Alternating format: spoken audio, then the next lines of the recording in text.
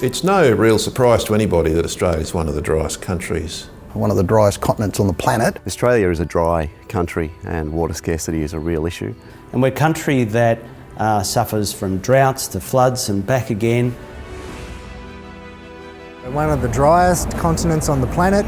We have water shortages in many of our towns and cities, and we know that as future droughts come along, those water shortages will be exacerbated.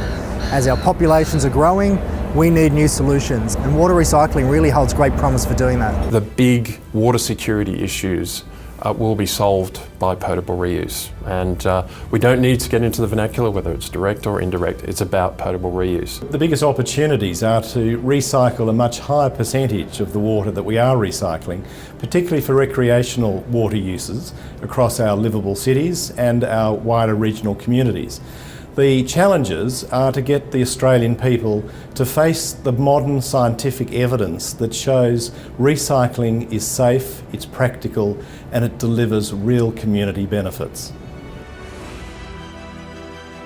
The Australian Water Recycling Centre of Excellence was funded with a $20 million grant from the Commonwealth Government of Australia, and the centre then used those monies to leverage an additional $30 million of cash and in-kind from the water industry. The Centre of Excellence invested in 42 research projects on water recycling, and those projects and the project partners were located in every state and territory around Australia and a number of countries overseas.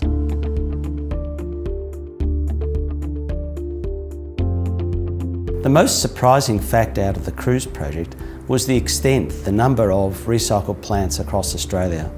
Most people think of the big desalination plants in Perth, Adelaide, Melbourne and Sydney and so forth, but aren't aware that there is a large number, over 250 recycled plants across Australia. So that was the big surprise for regional and rural Australia, the extent and the coverage that recycled water plays.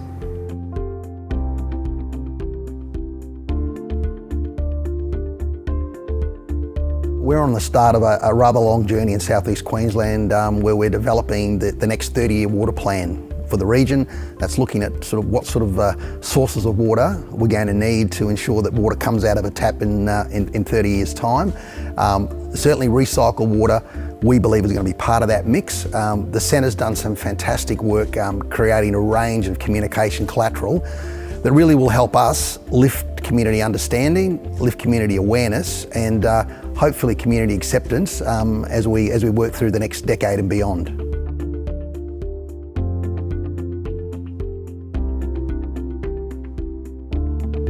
Well, the industry down here in Kwinana was running out of groundwater and there's also saltwater intrusion coming, and so we were looking at another water source for them.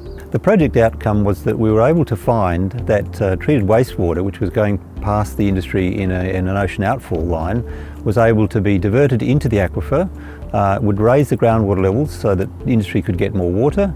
It would actually reduce saltwater intrusion and it would actually raise the levels in wetlands in the area. I mean, this study really enables us to broaden out our options for future water demand planning, and especially projects like Managed Aquifer Recharge can look at larger scale opportunities for growth and meeting with that demand over the long term.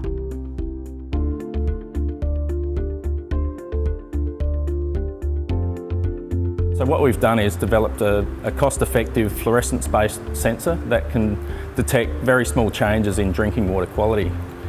So the components for the sensor we can assemble for under $200, and that enables us to be able to deploy these sensors right throughout drinking water systems to ensure their integrity.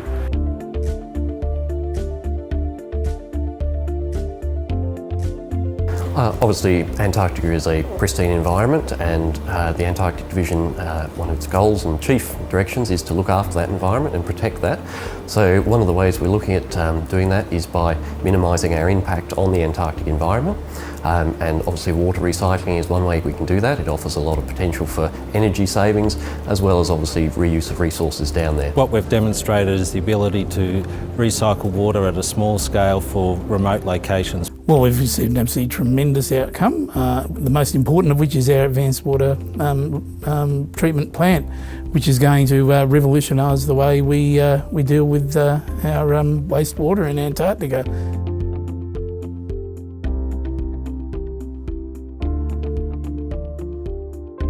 The economic tool has been really valuable, especially in these communities that don't really have a lot of economic capacity.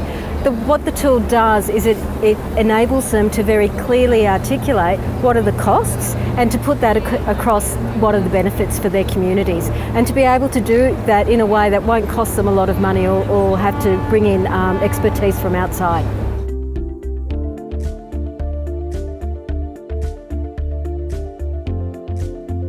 This project tried to address the challenge of salinity with recycled water. All water sources carry some level of salt, but recycled water carries a little bit more just because of the processing at the utility and some of the catchment water qualities as well. And salt's a real issue for tree crops. The outcomes of this project are useful, certainly to the local almond growers. It means that those guys that have got 2 water sources available to them, they can use the better quality water early in the season and the more saline water later in the season. But the beauty of this work is it's even more applicable to the wider almond industry that irrigate with surface water. And the issue of salinity and water scarcity is becoming an even bigger issue for the international almond industry as well. California is currently facing drought, and anything that answers the question about water availability and water quality is going to have relevance.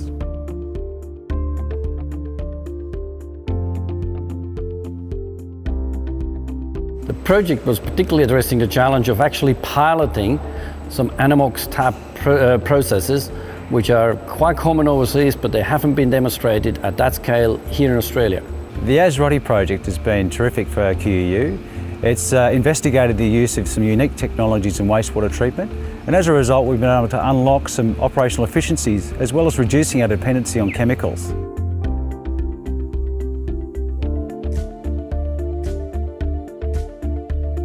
Validation is essential for ensuring good design and also ensuring confidence that your recycled water systems are sound, they produce water of the appropriate quality and they're protective of human health. What the project did was to develop a framework for validating treatment technologies.